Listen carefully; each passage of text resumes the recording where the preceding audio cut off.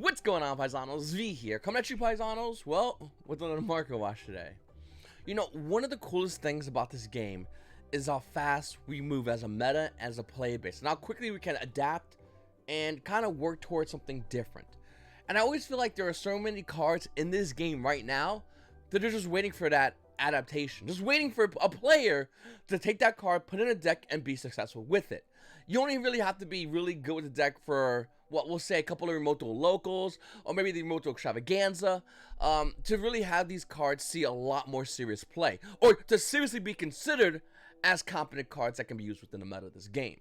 And this video, there's a bunch of cards that are like that. There's a bunch of cards that are overpriced, there's a bunch of cards that are underpriced, and there are a bunch of cards that nobody's really looking at right now that have potential. One of my favorite cards is Heavenly Zephyr Miradora. Guys, if you're new to the channel, please make sure to hit the subscribe button, like button, and comment down below. Comment question of the day. If there's one card nobody's looking at right now, what do you think it is, and why? Mine is definitely one of the best ones. It's definitely going to be Heavenly Zephyr Miradora. This card is highly overlooked, and understandably, this card it came out as the alleged answer against Virtual World, but it really didn't do the job, and Yu-Gi-Oh players that were playing against Virtual World didn't care because they'll just still go double VFD, but this card still looks like a really good card. Now, is it good right now? I really don't know. I don't think nobody really fully knows, but this card is definitely one of those cards that has that potential. Any hand trap that's not currently being looked at right now should be looked at right now, because we have hand traps in the past that have been overlooked and now have insanely high price points. I'll talk about one of those in this video as well. And people kind of just realize, oh, I need to get this card now because it's overlooked and now everyone kind of needs it. And the price point immediately spikes up high in value. Heavenly Zephyr Miradora came out recently at a blazing vortex. With $11 market price, the value of the card is roughly around, well, $13, to be honest with you. It's slowly being overlooked. Now, if you want the Starlight version of this card, I mean, Starlights are always going to be insanely high in value. Like the Starlight version of this card, Miradora, the value currently for this card, well, besides all the new sellers, is roughly around $182, despite the fact the market price is showing to be roughly around $146. That's the thing with this card. It's slowly going off the rails. And I really don't know if it's going to be continuing to rise up in value, if that's a new stabilized price point, or it will go down. I have zero idea. I don't think nobody really can truly say yes or no to that. But one thing I really like about this card a lot is the fact that this is a hand trap that nobody's talking about right now because it's not relevant, despite the fact it's a relatively new one coming out of Blazing Vortex. Then we have Virtual World. So Virtual World 1, I think it was an Argentina remote extravaganza. I think it topped, or it was one of the top decks at the US extravaganza we had this past weekend. And it might be back in a weird way. Virtual World Mahime Lulu with a $14 market price is roughly around $14, in fact $15 with shipping. This card is definitely a 3 of needed in Virtual World, and I think Virtual World is, and I said it when I did my ban prediction video, well, not ban list video when we analyzed the ban list, I said Virtual World is definitely not dead. They're still going to be around because that deck is an insanely huge engine. You just got rid of the degeneracy in the deck, which is VFD. So now the deck can play at its actual potential and not some insanely broken way the game is working at the time it was VFD. And I think Virtual World is still around, and I feel like a lot of players are just not caring or respecting the deck because why would you care about it? Why would you care about it? They got rid of VFD, you can play your deck now. But you still have to understand the new version of Virtual World. I might order this card. I'm debating on ordering this card, picking up and doing a profile for you guys and showing you guys why I think Virtual World is absolutely a deck that needs to be respected and a deck that you need to understand the exact place it's trying to do. Because it's not doing a lot, but what little it does do, it's going to follow up the next turn and just kill you. That's how it works. And once again, I'll talk about that in maybe another video. But definitely keep an eye on Lulu. Wouldn't be surprised if this card price rises high in value in the future. The Astro Utopia. This card's price point was as low as $350. The market price is showing the card to be, what, $352. Looking at Astro Utopia, the price point is roughly around $525. By the way, within a couple of sales, it goes to $600. This card is more than a majority of Starlight rares in this game. Well, why is that? Well, because it's going to be new Utopia support, and everyone's getting really excited, and they're getting behind this card because they want to be there for the new Utopia support. We don't know if it's going to be good, but everyone's kind of like hoping it is, especially those who are spending $500 and well over, I'm going to say $600 for an Astro Utopia. Then we have Planet Patrol. With the new support coming out, I don't know if Planet Patrol are going to be tier 1. I have no idea. But it definitely does help this deck a lot. And this deck needs that support. In fact, it'd be cool to see more world premiere support for a Plunder Patrol. I think it'd be amazing because for front end, I didn't like this deck. I thought the idea of this deck was really bad, and when it came out, it was really bad. And now looking at it, with the new support, it actually might have a chance of becoming a relevant deck. A deck that you at the very least have to know, understand, and respect. And we're looking at Plunder Patrol cards like at Initial Assault, cards like Redbeard being $8, Whitebeard being $10, Plunder Patrol Shit Lice being $7. These are all 3Ls, by the way. And then you got the rest of the Plunder Patrol core, which is currently right now relatively inexpensive. Emblems $2, and the rest of the cards are roughly around $1 and less for the rest of the Plunder Patrol cards. If you don't have this deck core, I don't know what you're doing. Meaning the fact that one thing we talked yesterday about S-Force and Warrock, and I was like, they're gonna get support. We know Plunder Patrols are gonna get support.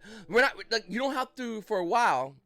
I'm very fortunate for this, is to not go, V, what deck core should I get? Konami has given us the answer to the test that we don't even know we had to take. And that test is what's going to be the new cards getting supported. We know we're going to see Plunder Patrol support. We know we're going to see Warrock support. We know we're going to see S-Force support. We know we're going to see support for 3 of these archetypes. Can one of them, 2 of them, 3 of them even, be just a tier 1 contender on top of events with the release of this new support? I think it's very possible. I think it's crazy to say that Konami will go 0 for 3 on the new support for archetypes they released not too long ago. And I think Plunder Patrols is definitely one of those that nobody's looking at right now. Everyone knows about it, but nobody really wants to put money into it. It's just that weird level where it's not dirt cheap, but it's not insane expensive. It's at that weird level where, like, if you're buying Plunder Patrols right now, I feel like a lot of players who are doing that are just doing that because they really want to play Plunder Patrols. And the way I analyze this is the fact that with the new support, they might become real. They might become a real deck. They're going to cost a lot more money. Keep an eye out for this. I wouldn't be surprised if this deck starts topping events all over. Then we have Sky Strikers. Of course, Sky Strikers. Oddly enough, in my last round, I almost lost to Sky Strikers. It's a good deck of the Remote Extravaganza. The guy that got second place played Sky Strikers. And the thing is this deck really dead? I like to say yes. I still think it is dead. But at the same time, the players that are playing Strikers, the very few players that are playing Strikers are players, and especially like Max Rarity Strikers. You're not going to put all the money into this deck and just flop with it on purpose. Like, people who are playing this deck are playing it as efficiently as possible, and they know exactly what they need to do with their deck. They know exactly what they need to do with their turns. They're like a well-oiled machine, anyone playing Strikers right now. I think Strikers is a dead deck, but at the same time, I fear Striker players as players that are a real problem if I have to play against them, because those players probably know exactly what they need to do to you in order to end that game as efficiently as possible. So once again, I think if you're a new player and you're like, hey, should I pick up Strikers? Probably not. But if I'm playing at Remote Duel Locals and someone's playing Strikers, yeah, I'm looking at that very seriously, because that match and that player more than likely has it well tuned. The same thing with like a hero player that has max rarity heroes. You can say whatever, you know, the guy like is a collector, but if he's playing competitive heroes with max rarity, I'm looking at that guy. I'm looking at him and I'm focused, because those players are knowing, like, they're playing a tier 2 or 1.5 deck at just a much higher tier, more than likely 1. So keep an eye on these players. They will try to cover your throat. Don't sleep on them. Go Strikers are dead, and then, you know, a couple of turns later, they're just going 2-0 on you. Don't let it happen. But if you are a Striker player and you're still looking to max rarity of Strikers, I just don't know how you're going to do it. I mean, Sky Striker Ace Rose, a solid rare with a $370 market price, is roughly almost near $450 a copy. Not all builds run this though, but nevertheless, that's really expensive. Kagari being $80, Shizuku $85, Hayate $48, Kaina, which used to be like $16. Sky Striker Ace Kaina right now is roughly around $28 to $30 a copy. Luckily, you only need one of this terrible card. And unfortunately, Konami had to make this card an ulti, which is insane. There's even the token for Sky Strikers is roughly around $7. Quickly going up to $8 for the Sky Striker Ace token. The token! Waifu token. You got the rest of the Sky Striker cards, though. If you want, like, the Prismatic Secret Rares, Shizuku is $8. Hayate is $2. Kind of being 24 cents, Kagari being $1, even Prismatic Ray over here is roughly like $2 a copy. If you do want to, not ulti, but still look a nice rarity, I think Prismatic is definitely the way to go. The Dark Magicians coming at a Legendary Duelist Magical Hero with a $52 market price is roughly around, well, after all this thing, $60 a copy. Dark Magicians. Who saw this coming? Listen, I think every Yu-Gi-Oh collector kind of wants this card, because this card features Dark Magician Girl. Like, if it had Yu-Gi in it, this card would easily be well over a $100 card immediately. But listen, I do think this card's gonna get a reprint, so I don't see any reason why you guys should invest in this card, because it's gonna, like, Legendary Duels Magical Hero is definitely going to get a reprint. Like, this set needs one. We've seen other Legendary Duel sets get reprints. We know if Magician of Souls needs a reprint, maybe even a Translucent Magician, maybe even Liquid Soldier and Soul Servant. We know this set is gonna get reprinted, as we've seen other Legendary Duel sets get reprinted. So I want to rush ahead to go ahead and buy Dark Magicians. No, I would do the opposite. I would sell Dark Magicians, knowing the fact that they're probably gonna reprint this set, and they reprint this set, they're gonna reprint this card, and they reprint this card. The value of this version will go down. Then you buy it back if you want to. And then you can sell it again and it goes back up high in value. Like Toon Kingdom, kind of. Okay. Marine says Korra Anemone at a rising rampage with a $10 market price is slowly rising. It's roughly around $14 a copy. There's an unlimited version being roughly around $12 a copy for this card. I don't know why. I'm a loss for words. Marmels play this. I know that. Marines really haven't done nothing on meta, even though I would love to see Marines see actual meta play, because I like that deck a lot. And that's where I that's where I stand from there. I don't know any other decks that do play Korra Anemone. Guys, if you know, please let me know in the comment section down below, because this card is a good card, but you're locked into awards when you bring it out and you activate its effects. So I don't know like the whole situation with this card, but it's a good card. Just we need more better war support. Some limited at a Bowser Legend Heroes Revenge at one point in this game. The ultra rare was like $4. Looking at the market price, it's roughly around $11. The actual price point of the card has it roughly around $12. It's rising in value. Well, why is that? Well, because this is a really good card. Flip it against any kind of, combo play, Dragon Link specifically, they're probably going to end their turn immediately. Flip it against a lot of decks in the game, they're probably going to be forced to end their turn. No deck that in this game consistently can go summon limit, no big deal, and there's end their turn. Like, that's what they're gonna do. So this is a phenomenal card for decks that want to slow the current game state down. The current game state is definitely slower than the previous meta we were in, and that previous meta was slower, believe it or not, than the previous meta we were in. So the meta is slowing down. Summon limit just allows you to play at a pace that you 1 to 2 summons a turn. Now, if your deck can do that, be okay with that, that's a big deal. This is a this card needs to be reprinted. It's not been reprinted since Bowser Legend Heroes Revenge. It has a light destruction common. I believe that was a short print common. The common is like $5. This card just desperately needs a reprint. And unfortunately, we don't know when we're going to get one. Hopefully soon. Excuse me. Then we have Infinity Chasers. This set was a lot of money for a little bit of reason. Infinity Chasers with Witchcraft Madame Verde was insanely high in value. Looking at it right now, though, Madame Verde is slowly going up in value. It had an ultra reprint in the Mega Tins, and looking at it right now, Cigarette at Infinity Chasers with a $14 market price, the value has as well roughly around $23 to $25. Now, I don't know if there's any Witchcraft to support. I have zero idea. But I want to focus on another card as well. Sertio, Watcher the Evil Eye, $6 market price. The value is still roughly around $6. By the way, after that sells, it starts going to $7 a copy. Why is these cards going higher in value? Someone use my axe. Well, in some cases, specifically this one, the players that are buying these cards, they're buying Witchcrafters, they're buying Evil Eyes, even if they're buying Infinite Tracks, what they're doing is, rather than buying the Ultra Rares, they're just paying a little extra money and buying the original print Secret Rares. This obviously is spiking the value of these Secret Rares, and this is what we're seeing right here. This is exactly why I always say, if you have the opportunity to get a card original print first edition over its low rarity counterpart, get the original print first edition. It would hold more value. I'm not going to be surprised, I don't think nobody else would be, if we would see Witchcraft and Madame Verde start going up higher in value. Infinite Track Harvester going up higher in value. Surge Seal going up higher in value. The only question is, do you want these cards? And if you want these cards as like a deck core or whatnot, are you going to go ahead and grab them now, or are you going to wait and see what happens? Are you going to get the lower rarity, knowing the fact that they might rise a little bit, rather than the secret rarity original print, that would rise a lot higher?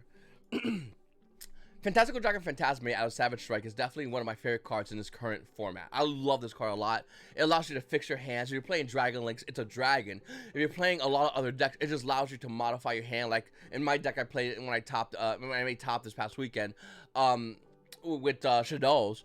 Like, this deck is really good. This card's really good for doing that in a lot of decks. And look at the current market price of the card being roughly around $22. Well, the Unlimited's are roughly around $21. Now, if you want a first edition version of this card, you're looking to pay roughly around, let's see, $47. Now, if you want to take a chance with an unverifiable seller, they got a couple of guys over here, $39. I mean, the 156 sales is not that bad, to be honest with you. $40 for the card. But the card, was it last week we talked about this? A week before, maybe? Was roughly around $30. The Unlimited was way less than that, and even the Unlimited is starting to rise in value.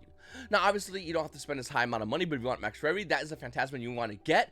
If you want to just get a Fantasma, the super rares out of the 2020 tins are $3. The dual overload alternate art versions are roughly around $5 for Fantasma.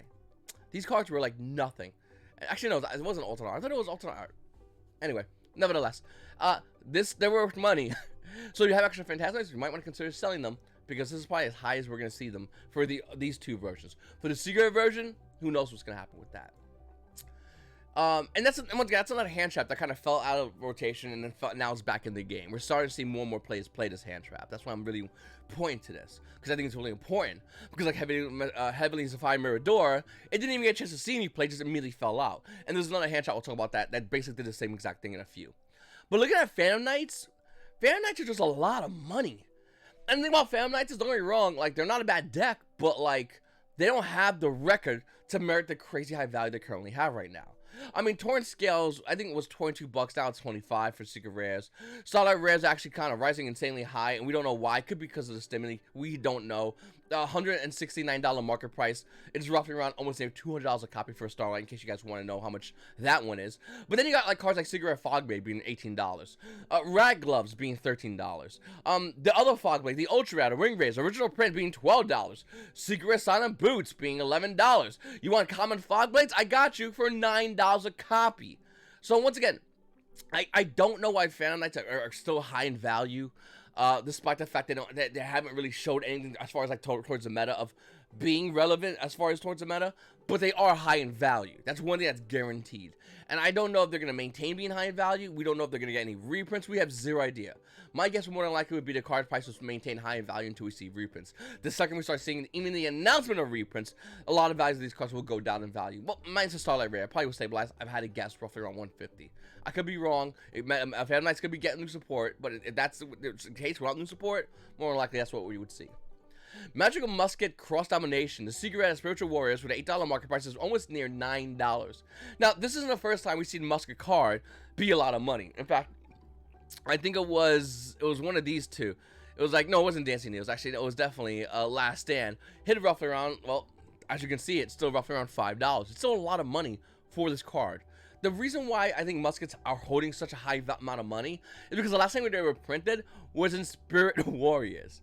That was the last and only time muskets were printed in. That's it. I mean, Konami went ahead and printed a bunch of weather painters, despite the fact that weather painted snow is still roughly around $19 to $22. Other weather painters got reprints, didn't they? I mean, right? There's weather painters. Let me type it in. Was it weather painters? No, they didn't get reprints. I thought they got reprints. Okay, never mind.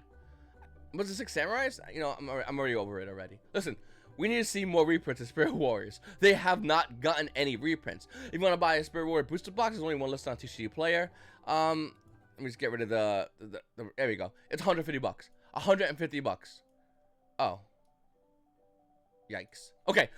Anyway, looking at Spirit Warriors, they are a lot of money for the cards. And I don't know if it's a lot of money because everyone's like excited about Magic Musketeers or Weather Painters. 6 Samurais, I can believe them being excited about it because that deck's just a really long-loved archetype.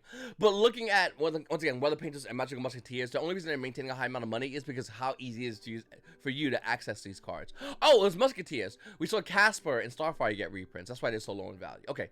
But the rest of the Musketeer cards and the rest of these other cards, like I said, once again, Weather Painters and 6 Samurais, are just maintaining insanely high value. As far as hand shows that I really haven't seen play, and then when they did see play, people kind of missed the boat, is definitely Skullmeister. This card, Secret Red Starstruck Blast, with a $66 market price.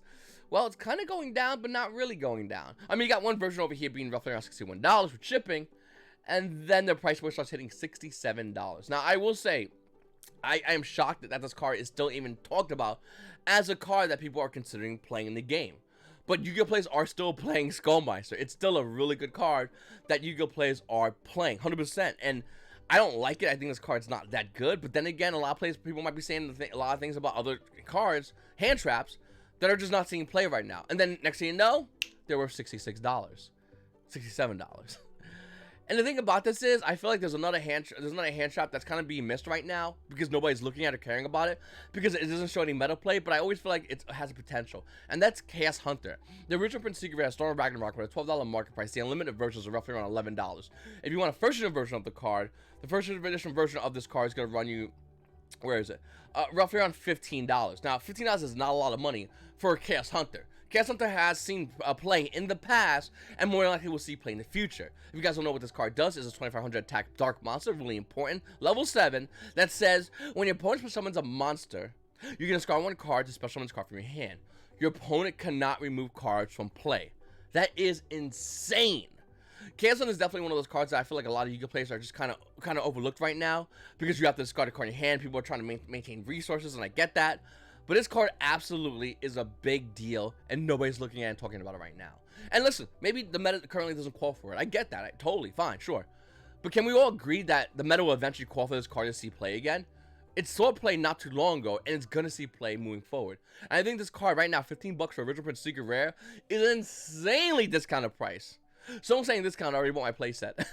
So you do whatever you want to do with that information. I bought my playset. I know what I'm doing. I'm just telling you, this is going to be way more than $15 in the future. No doubt in my mind. Then we have Cyberjust Gold Dread, original print at Extreme Force. Not too long ago, people were saying this card should be banned. Still kind of agree with that. Cyberjust Gold Dread with a $6 market price. Right now, unlimited version is roughly around $7. And you want a first edition version, well, the first edition version is roughly around $10 a copy. It's not a lot of money for Cyberjust Gold Dread, but it's a good card. We know we're seeing some Dragon Link players play this card, and even Nimron variants play this card as well. It's pretty good. The thing about Cyberjust Gold Dread, and the thing that really worries me about this card is the minute this card sees meta play, Yu-Gi-Oh players will immediately want it to go away. So, like, you could buy this card, but this is one of those cards that you can look at the effects and go, oh yeah, this card's gonna get banned one day. It could be today, it could be this ban list, next ban list. It's inevitable this card will get banned. This card is that good. Despite the fact that the card's not seeing as much play, it's still seeing enough play for Yu-Gi-Oh players to go, wait a minute, how many effects that card got? Joe, how many? You can just special, just activate special? Pretty good. All in one card? Yeah, Cyberjust Gold Dread is definitely a card I think a lot of Yu-Gi-Oh players are going to start noticing. Once again, I really do recommend if you don't have your copies, at least buy one copy for yourself. I think it's a phenomenal card. It will go up in value, and subsequently will get banned. Then we have OTS Tournament Pack 15. So, OTS Tournament Pack 15 is still a lot of money. With Dogmatic Punch Super Rare being at OTS Tournament Pack 15 being roughly around $8, still down from $10. Dark Requiem, believe it or not, is $33. That's like double the price of what I thought the card was going to be at this point. Lower than its current market price, by the way, of roughly around $47. Orange Dragon level 10, $45. Market price is at a $52. And that's, once again, double the price of what I thought this card was going to be at. Nobody's playing Orange Dragon level 10. Nobody's playing Dark Requiem, well, for the most part. Crystal Needle Fiber, though, since those two Ultimate Rares are so terrible, even though we're not playing Needle Fiber, no one's getting rid of Needle Fiber. Crystal Needle Fiber Ultimate Rare at an OTS Tournament Pack 15 with a $98 market price is roughly around $100 a copy. Why is that? Very simple. Needle Fiber being so high in value is very easy. The reason why it's so high in value is because how easy it is for you to get this card at OTS 15. This card's really good right now currently in rogue decks, but always has the potential to see play in meta decks. I'm talking about across the board, like it once did. Keep an eye on this card, and if you don't have it, you might want to consider picking it up. If you can, you're not trading for it. It's a lot of money, and I don't know if it's going to go down anytime soon. Looking at the other super rares, though, they're not too crazy. Shadow Dragon's still like $6, and I'll hold my rare for now until I get my OTS Pack 15s, and more than likely just pull one, because you only do one. Nocturne Vision being around $4. Borbo $3 is not a bad price point, to be honest with you. Like, that's kind of cheap enough to like buy it, because like unless you want to pull, wait to get your OTS packs and pull it if you played in the remote or locals. Barricade Bar Blocker Super Rare being $1, that's good cardboard right there. So I think there's a lot of good value in OTS 15, but it's really Needle Fiber because you really don't need it, but you want to get it, and a bunch of great super rares in this set. That's what I think about OTS Pack 15 in a nutshell. Anyway, Paisanos, I really appreciate you guys watching my videos. Please make sure to subscribe if you haven't subscribed already. Hit the like button, comment down below. It's your boy V, and you Paisanos. You Paisanos have a great day.